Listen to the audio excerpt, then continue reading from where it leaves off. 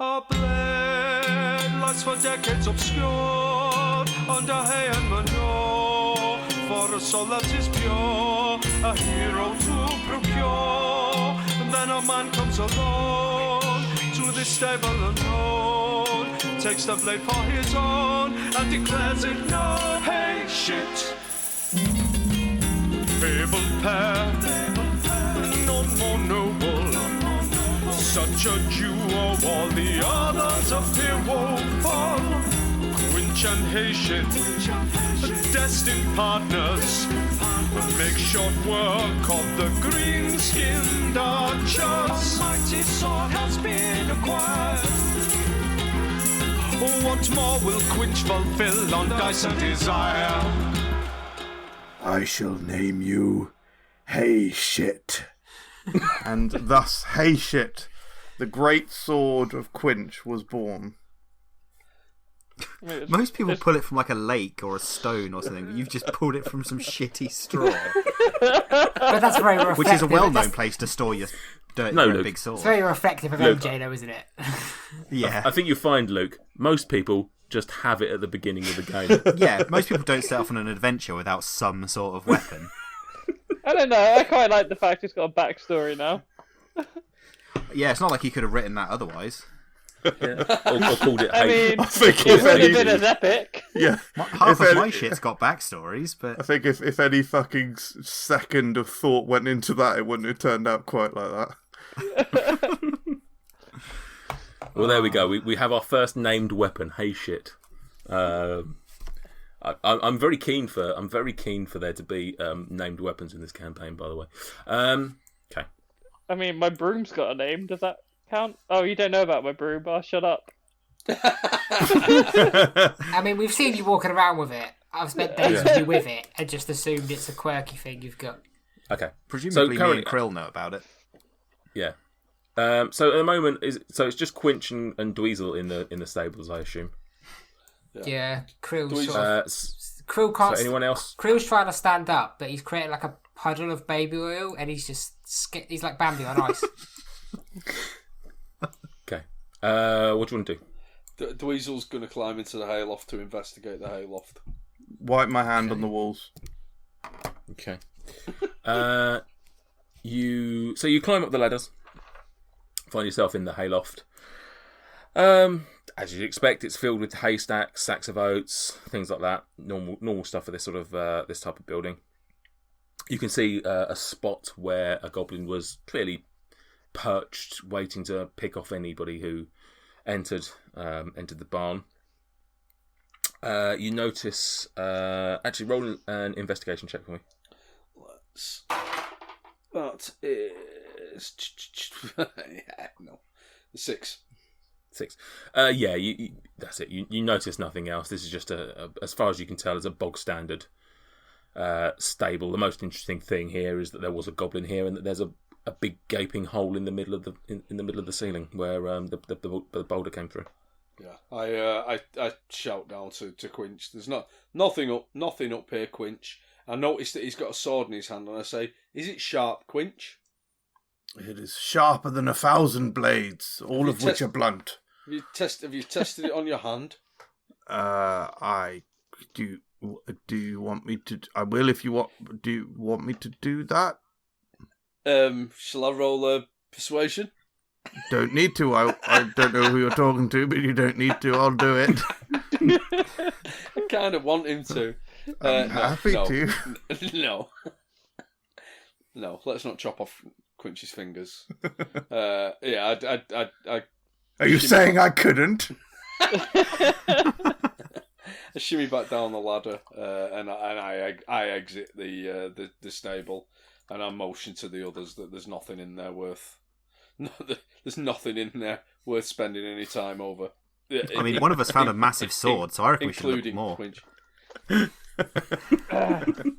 Yeah, just saying. I mean, if that sword was found, isn't that part of the party's earnings now? We should just sell it. It goes into the weapons whip. Yeah. Who is carrying the armory out of interest? Dab off, yeah. Yeah, just dragging it behind. a bag of holding full of weapons. Right. Okay. What now, guys? Where would you like to go? I mean, this place is getting it's getting quieter by the minute, if that's possible. You're picking off goblins left, right, and Krill centre. has sort of got up from his sort of baby oil puddle. He sort of dusted himself off. He's getting a bit impatient. He sort of says, he says to the group, "All we've done is fight goblins and dogs, and we found nothing." And then he Well, I did tell you that we needed to go to the tower. You're right. When we were up at the windmill, I saw the bridge thing in the south. Is that worth a look? Dweezil will agree that the keep seems to be the most sensible place to explore. And guys, can I show you my sword, please? This is my sword. It's called Hey Shit. Well, let's hope it's sharper than your wit, then, shall we? It is worth noting it's probably still covered in shit as well, isn't it? Yeah, someone's probably going to comment on the smell. Probably Can't smell it over you anyway. Disadvantage on any stealth checks. But Krill's a half orc with an incredible sense of smell, and he's noticed absolutely zero difference in the smell emanating from Krill. Good banner. All right, so where are you going? I think we move. Dweezil sets off southwards. Yeah. Yeah. Gregor is definitely going to go with you south towards the drawbridge, or into the bridge that's cracked. Yeah. As we pass the hole in the middle of the town square, Dweezil muses to himself that he thinks maybe there'd previously been a statue. Dweezil mused. Yeah. I think perhaps there was once a statue in this hole. Dweezil mused, and then he continues southwards along the. Can I inspect around the hole for drag marks? Dweezil, could you roll me a history check, please? I can roll you a history check. That is a. Oh well, it's history. That's a 20, a dirty 20, but a 20. A 20. Just as you're musing, it hits you. Oh, like a cannonball. You're like, that's right, Nightstone. Now I remember. Nightstone is famous and is named for its giant black obelisk stone that would adorn the middle of its town square. So far I have come across no Nightstone. I wonder if this is where it would have been, and it is now missing. I relayed this information to my. I stop everyone. I go, gentlemen, it has come to me. It has come to me. The hole in the floor, the large hole, the town of Nightstone is named for its large black obelisk.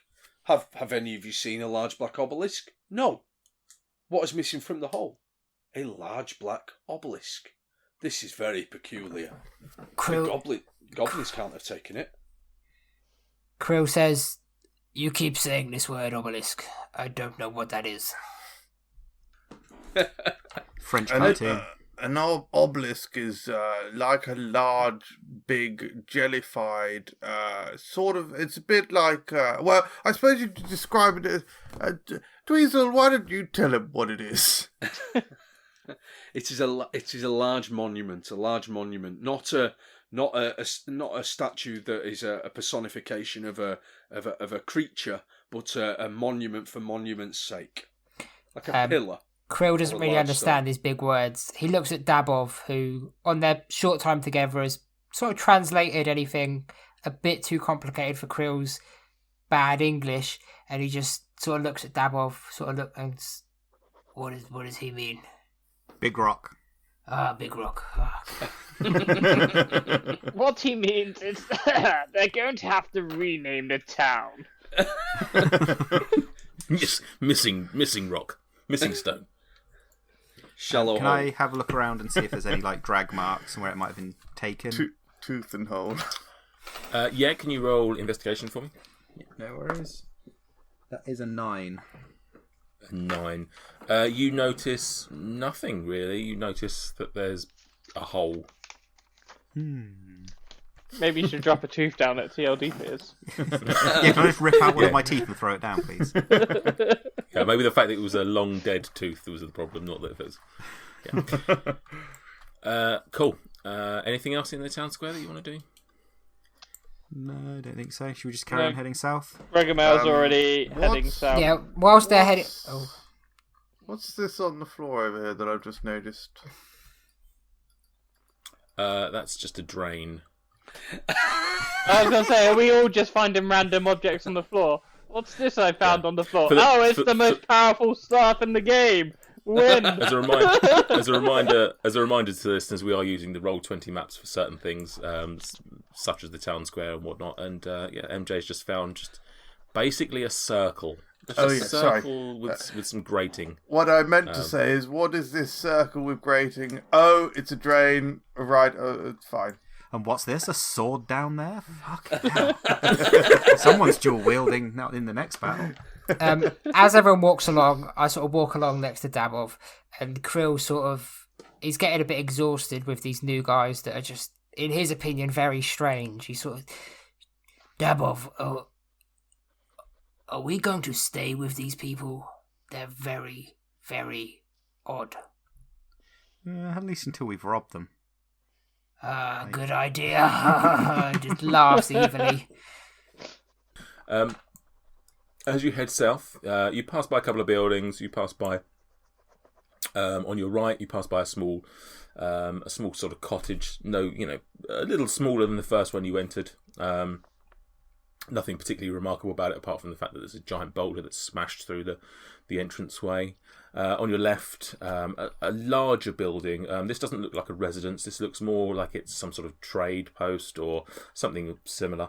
But you continue on your journey, and you come to a small field on your left, and you notice what appears to be two goblins running at each other with pumpkins on their head. Amazing.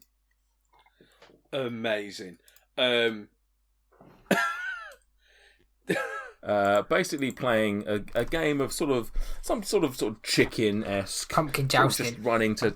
Yeah, I don't know what sort of game we could equate it to, because they can't really see themselves. They're sort of a hollowed out pumpkin with no real eyes or anything like that. They're just sort of running at each other, aimlessly, sort of trying to find each other, but equally potentially bumping into it. They haven't quite noticed you at this point. They seem far too, the sound is muffled under the pumpkin.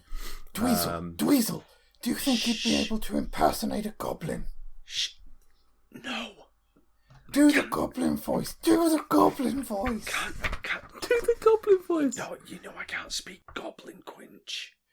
No, I mean you can speak English, but do the Bedo voice, like. I don't know what English is. I could speak Common if you wanted me to.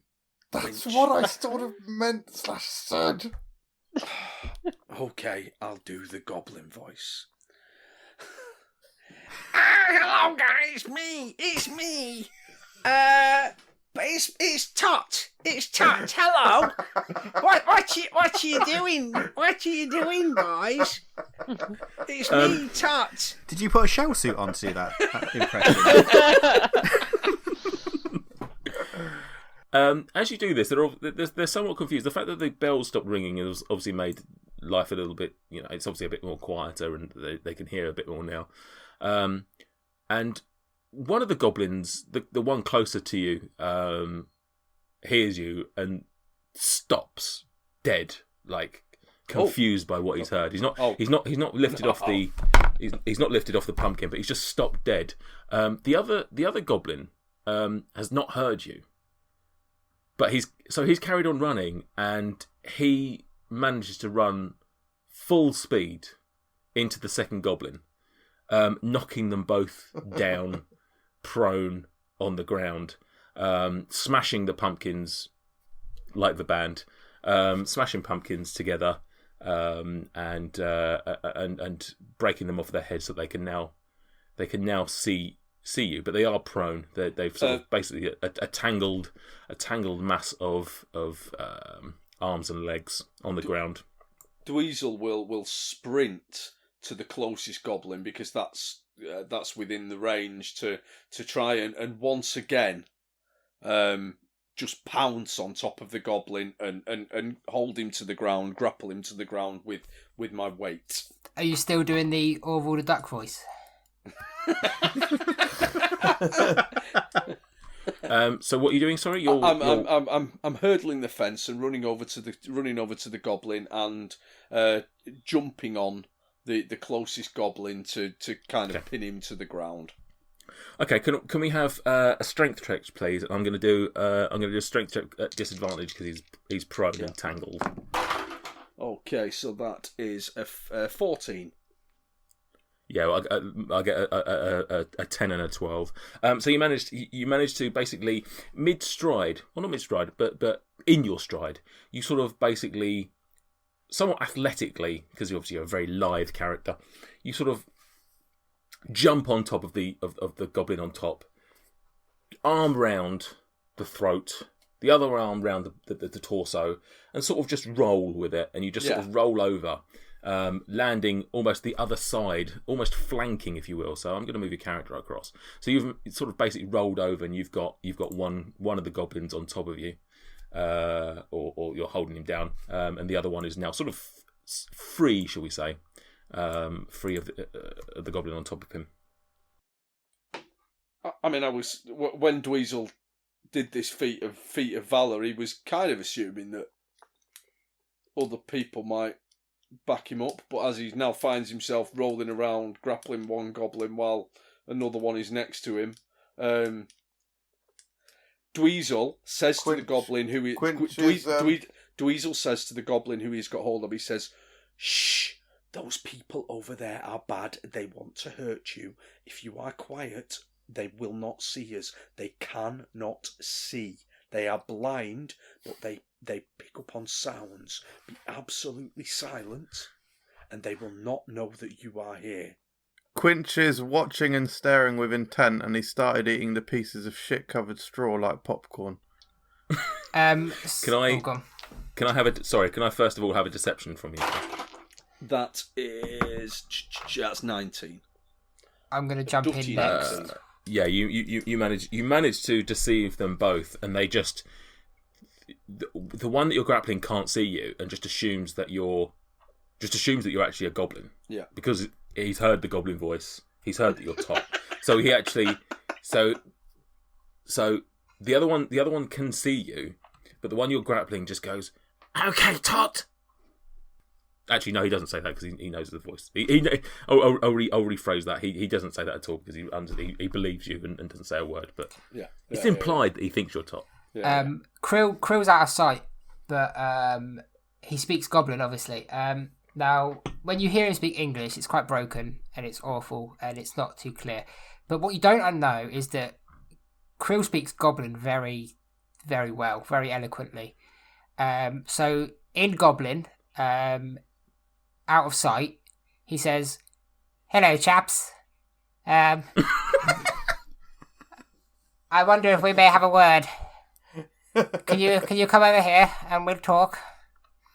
And then he looks at the group and goes, "I'll talk to the goblins." And he goes, "Come on, chaps, let's have a word." The goblins both just stay completely silent and completely still. Dweezil reiterates "shh" to the goblins, and he looks over his shoulder, and he gestures to the others to say, kind of, he does an eye movement, a head gesture, as if to suggest that they should hide. Oh, guys, let's continue looking for the goblins. They're clearly not in this field. Krill's stupid and goes, "But what about that goblin?" and points. Quinch has walked off and out of sight of the goblins and Dweezil. Davos going to hide behind the rock to the west. because he's smart and understands. Yeah. Gregomel's going to start making a little fire to boil a kettle on. Dabob, to make his hot dogs. Dabob's also going to yell to Krill, "Come on, I think I saw a goblin over here," and try and get him to come He with says, but there's a goblin here. me. No, those are just pumpkins. Smashed pumpkins. Billy Corg. Okay, he says, and just sort of follows. And he says, ta-ra, goblin chaps. And then he carries on over to Dabob. Dweezil lets go of the first goblin, and he's on the ground and he's sitting next to the two goblins, and he tells them to be quiet, and he whispers to them, "Everyone else is dead. Pojo is dead. Yek is dead. Beedo is dead. Everyone is dead. Those people killed them. You need to leave the town now, quickly and silently." In their sort of state of confusion, this is a couple of goblins that were just having a lovely time a minute ago, just running around with pumpkins on their heads.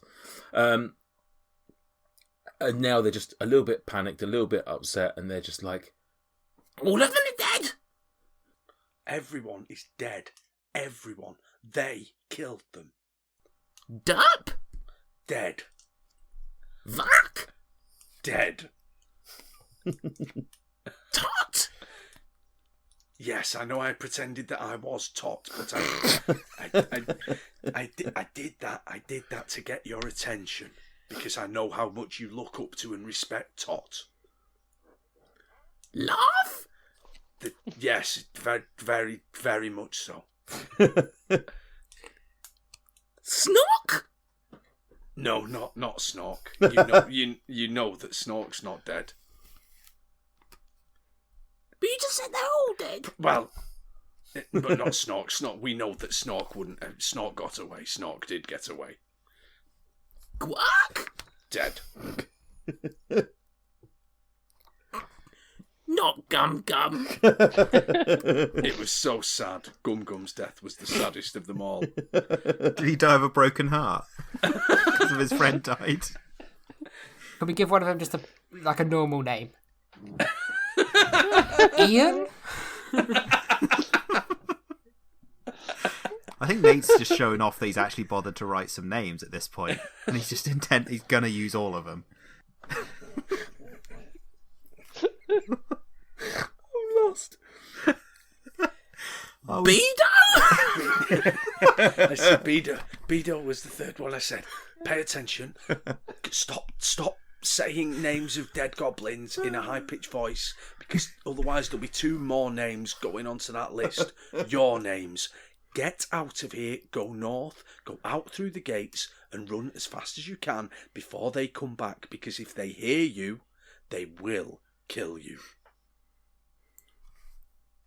But what about the humans? Which humans? The humans over there. They're the ones that killed everybody. That's weird, considering none of us are humans. Actually, Quince is Hey, half I'm human. Yeah. No. The humans must have been hiding. Where were the humans? They're in the tower. They're over there. Oh, well, nobody's... I don't believe that the creatures have gotten to the tower. Hopefully the humans have managed to see what was happening and have got away safely. Okay. I like that the goblins are concerned with their safety. Just remind me before you run away how many humans there were, because I'll go and check on them. And he pulls out his hands. He sort of like looks a little bit like sort of struck by a bit of stupidity, and he pulls out his hands, and you see him just ticking off all of his fingers. And he's just doing the rounds on his fingers constantly, just like at least counts his fingers 5 times. Wow. 4. and of course, it's been a long time since I spoke to them. I remember there was that one called, what was he called? The big, what was he called? The one who's in charge. Not Jet. We don't know. We're not from here. We came here. Quick, run. quick. I yell from behind the rock. I think I heard something over that way to try and make them think that we've discovered them. Krill says, And they start running. that way, like the field I was just told there was a goblin in. I just look at him as if to say, "Oh, you big lummets." Can we be like buddy cops? Like, can we have that sort of relationship? I'm blatantly the one with the street smarts, I'm the one with no smarts. but a really big. The goblins weapon. run. The goblins run out And of an the axe. field. The goblins leave the field and start running north, and you don't see any. So you see them just keep running and running and running. Dweezil, that was an intelligent piece of cunning and deception. I'm very impressed. And Quinch rests hay shit on Dweezil's shoulder in a sign of respect. Dweezil looks at you and says, "Take your shit-covered sword off my jacket." It's just the hilt that is covered in shit. The bit you hold. The blade is sparkling.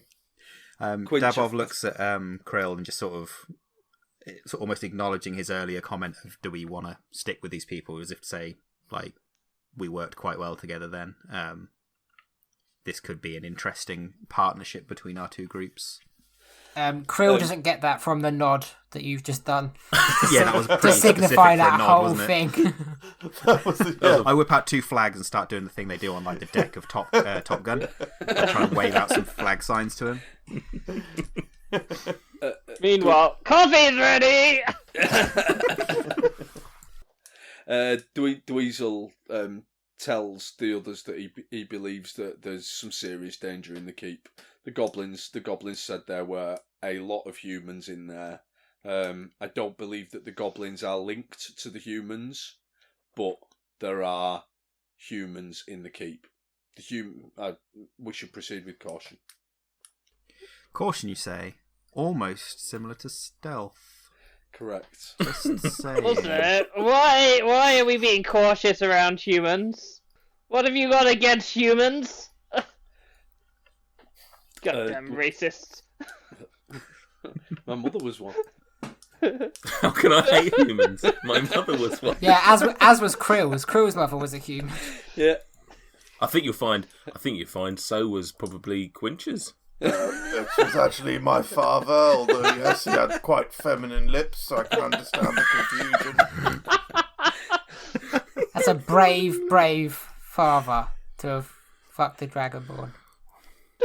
How old is Quinch and how old is Dweezil? Just want to know. 33. I'm 22 years old, Dobov. How old are you? I don't know, about 30. Do you not? Is We- this, sorry, we is this don't in count. character or? You don't count your birthdays in the Nah, days. gnomes don't count birthdays. Noms don't count. Yeah. I'm 33.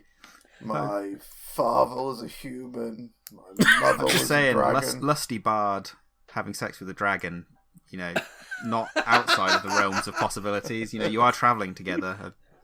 I'm not his dad. Though, to be fair, there are a lot of dear. guys in that room. What is it, 1 in 20 chance? Right, so you've dispelled of the 2 goblins, the 2 smashing pumpkins. I thought I was talking about my family.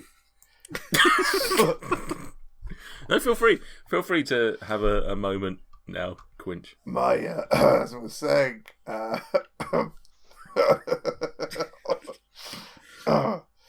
my father was a human. My mother a dragon. They gave birth to me. Sorry, she was dragonborn. She wasn't a full-blown dragon. That'd be really fucking weird. Instead, it's just fairly weird. It was yeah.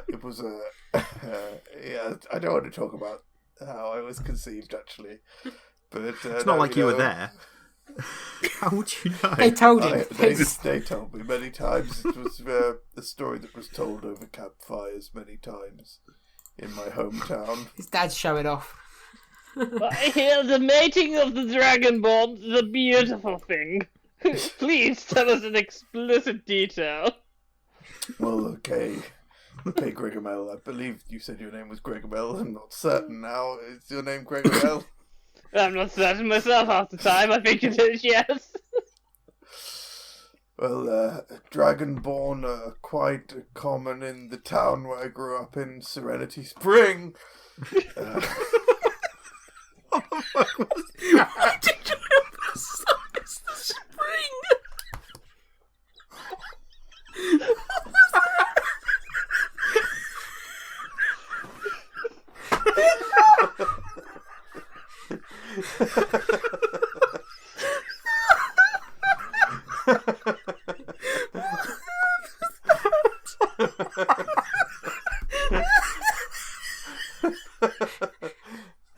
It's gonna pass out. I've been drinking, it shouldn't be that funny. There was a lot of Dragonborn around Serenity Spring, and making love with Dragonborn is like drinking honey from the sweetest of bee cardamom.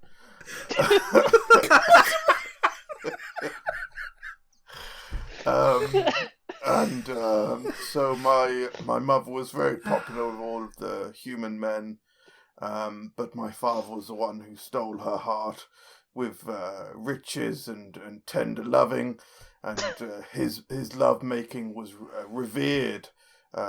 He was known as Oswald the Long-Lasting, like a gobstopper, which is also something you put in your mouth.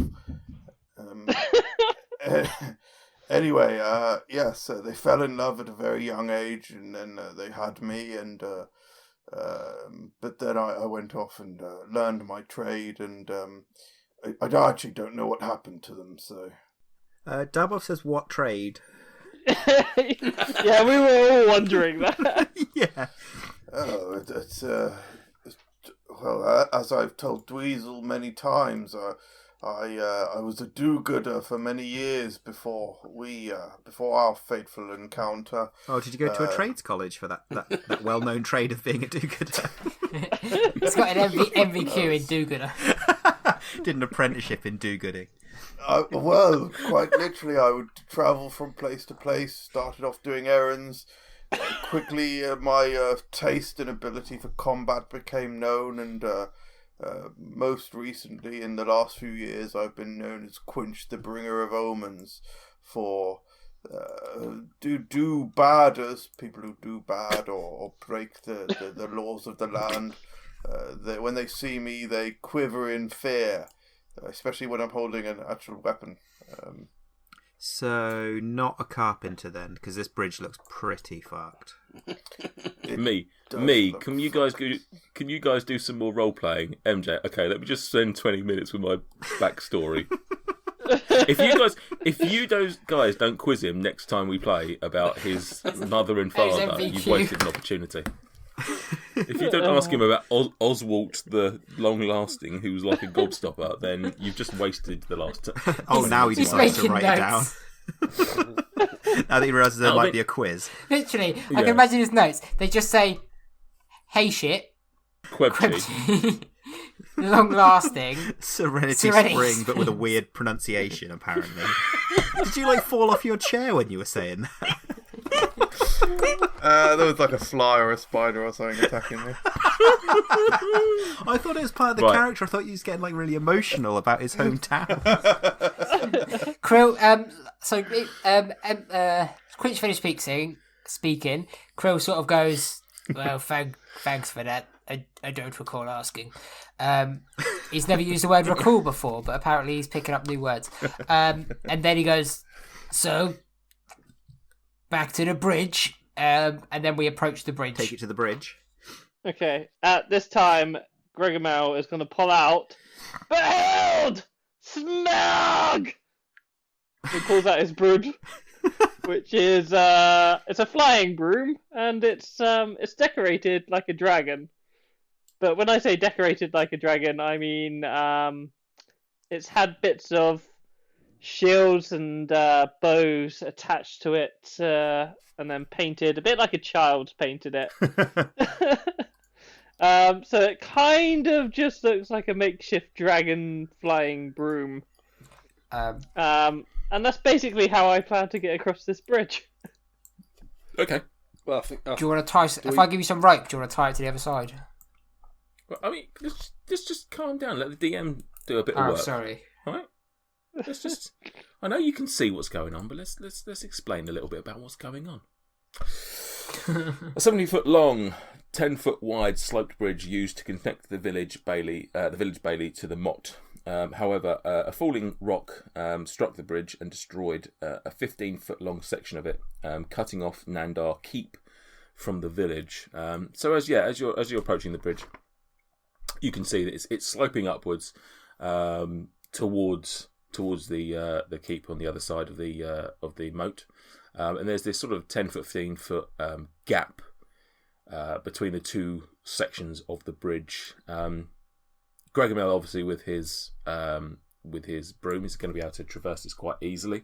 But for the rest of you to get over, you're going to have some other things, like, for example, Krill. What could you use to get across? I could jump. or maybe the rope that you already suggested.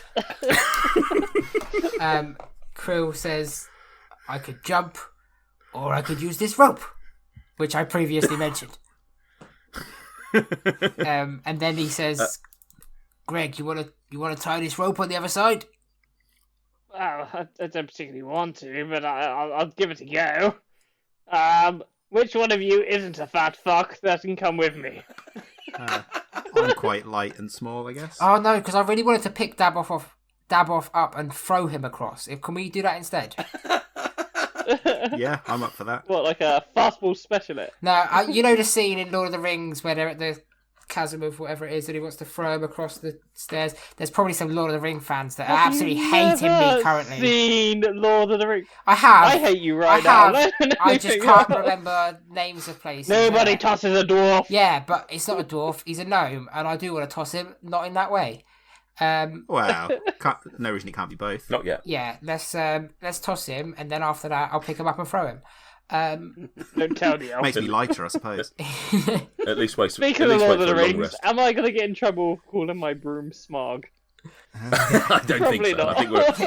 I think we're okay. I don't think the estate of J.R.R. Tolkien is going to come knocking for this brand new podcast. Oh, they may. We suddenly get loads of listens, but it's all their lawyers.